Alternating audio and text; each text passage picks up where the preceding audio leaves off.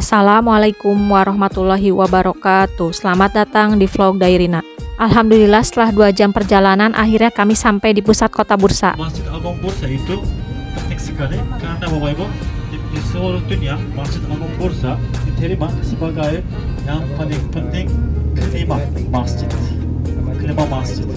Yaitu yang pertama Masjidil Haram, yang kedua Madinah Nabawi, yang ketiga Masjid Aqsa, yang keempat Masjid Umawi, Masjid Umawi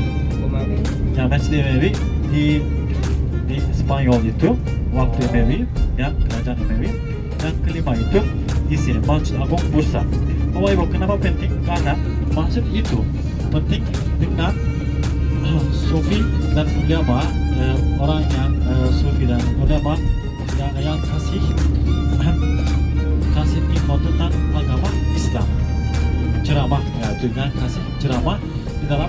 Karena itu Bapak Ibu, waktu itu ada banyak sufi di kota Bursa dan mereka mengajar itu dan mengajar agama Islam di dalam itu Masjid Agung Bursa.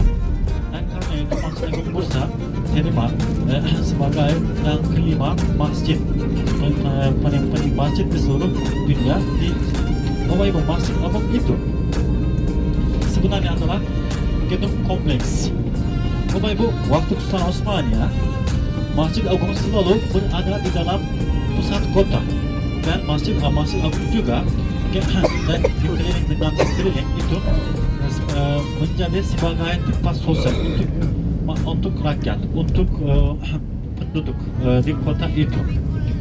Masjid Agung Bursa.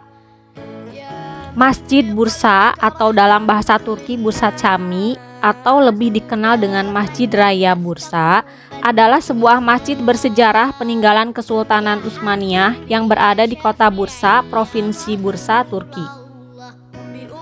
Masjid ini dibangun pada tahun 1396 hingga tahun 1399 atas perintah Sultan Bayezid untuk memperingati kemenangan besarnya di pertempuran Nikopolis.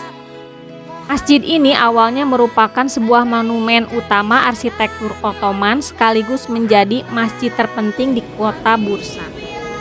Untuk memberikan hadiah kepada rakyatnya, Sultan Bayezid awalnya ingin membangun 20 masjid. Namun karena keuangan yang tengah tidak stabil, sang sultan kemudian membangun Masjid Agung Bursa dengan 20 kubah besar. Masjid Bursa atau Masjid Ulu Cami adalah salah satu contoh terbaik arsitektur Seljuk dan merupakan situs warisan dunia UNESCO. Salah satu sejarah lain dari Masjid Ulu Cami adalah sebuah rumah yang pernah berdiri di atas tanah yang sama dengan masjid dibangun. Pemilik rumah tersebut adalah seorang perempuan tua yang tidak menyerah akan pengusiran. Setelah mendapat petunjuk dari mimpi, perempuan tersebut menjual tanah kepada sultan. Para arsitek membangun air mancur interior tepat di lokasi rumah itu pernah berdiri untuk menghormati perempuan tua tersebut. Air mancur ini digunakan oleh umat muslim untuk melakukan wudhu sebelum sholat. Menurut kepercayaan masyarakat Turki, Nabi Khidir pernah sholat di Masjid Ulu Cami di Bursa, Turki. Kisah ini diceritakan oleh Evliya Çelebi, seorang pengelana Turki yang hidup pada abad ke-17. Pada saat Nabi Khidir sholat, huruf wawu muncul di tiang tersebut. Huruf wawu ini dipercaya sebagai tanda bahwa Nabi Khidir pernah sholat di tempat tersebut.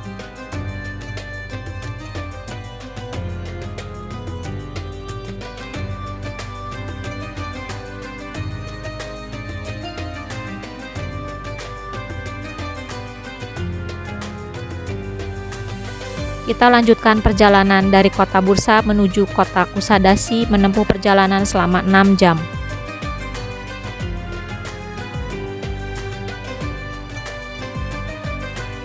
Kusadasi adalah kota resor besar di pantai Aegea, terletak 95 km di sebelah selatan Izmir dan 60 km di barat Aydin.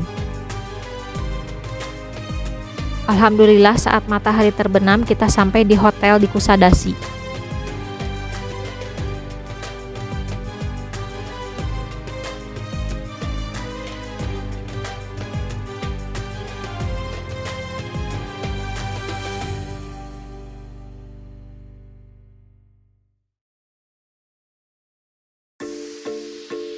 Kusadasi adalah kota pantai yang terletak di Provinsi Aydin, Turki.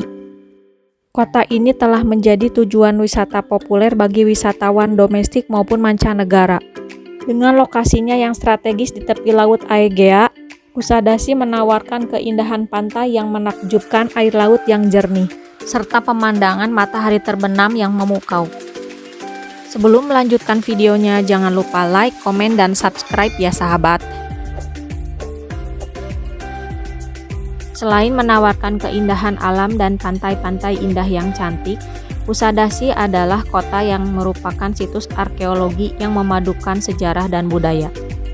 Wisata Kusadasi Turki menawarkan berbagai destinasi menarik yang bisa dikunjungi.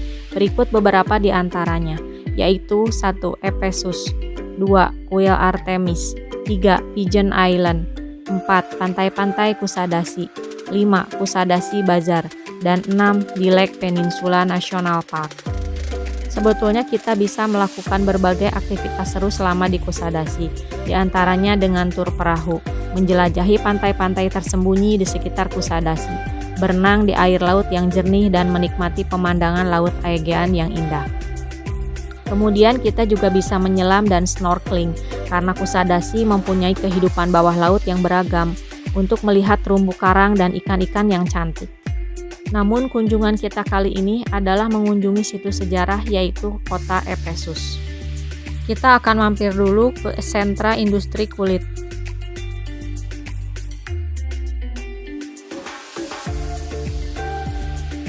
Turki terkenal dengan produksi jaket kulit yang berkualitas bagus. Gak heran salah satu tujuan wisatawan datang ke negeri ini juga untuk membeli kenang-kenangan berupa jaket-jaket kulit. Tak hanya kaya akan tempat wisata yang penuh sejarah, juga makanannya yang enak, tapi Turki juga terkenal akan outlet kulitnya yang dijamin kualitasnya. Karena Turki bisa dibilang negara penghasil kulit terbesar di dunia. Jaket kulit yang diproduksi oleh perusahaan fashion tersebut memiliki keistimewaan yaitu terletak pada keunikannya, sebagian besar jaket kulit yang diproduksi sengaja agar bisa dipakai bolak-balik. Kita bisa cuci mata, belanja, sekaligus melihat fashion show di outlet kulit Turki. Berikut penjelasan para muniaga di toko jaket kulit yang kita kunjungi. That we produce mainly for our export sales to European countries, such as Italy, France, Spain. Therefore, the quality of the material is very important for us. Some of you might know there are many types of skin available in leather business: cow skin, pork skin, goat skin. But here, in our showroom, we only prefer 2 types of skin, which are lamb and sheep, domba, anak domba. The reason for that is because lamb and sheep are way more lighter, way more softer, and way more durable and long-lasting compared to the other types. Give me a second, I'll bring a lamb one here. This is lamb. This is anak domba, right? Ini lamb, this is sheep. Now we need to touch to feel the difference. Here, this is lamb, the yellow one. This one is sheep. This is sheep. You might say these are the same animal. What is the difference? But as you know, lamb is the smaller one, younger one. Sheep is the older, grown-up one. Therefore, you're going to see differences. For instance, in our showroom, same jacket, even the same color, made of sheep leather, you're going to see for 400, 500, 600 USD, American dollars. Whereas the lamb one will be around 600, 700, 800 USD. Yes, these are approximately, they're not accurate numbers, I'm just giving you an idea about the difference. So, of course, it depends on your personal taste, which material you'll choose, lamb, sheep, or baby lamb. This one is something quite new in leather business. This is produced from chews and baby lambs, which we shave 0.4 millimeters thin. Even thinner, even lighter, therefore you can wear it for season. Yes, this is even lighter. Very thin. Thinner. And it doesn't get wrinkled easily. You can fold it any way you want. You can even put it in your pocket, in your bag. It's not gonna get wrinkled. You open it, you shake it once or twice. You see? Nothing. And you might have realized, you see most of them are reversible. You can use both sides. Bulak balik. Yes, bulak balik. Yeah, like this. Now we have pockets inside too. And the price. The price will be indicated on these yellow tags. This one at the top, that says stock. This one, this is our export prices. But since you are here in our factory showroom, you're gonna get our factory discount, which is 90% off from this. And these are in dollars. 90%. You said 50, I'm giving you 60%. Okay, thank you. This section behind me for men, the rest naturally for ladies.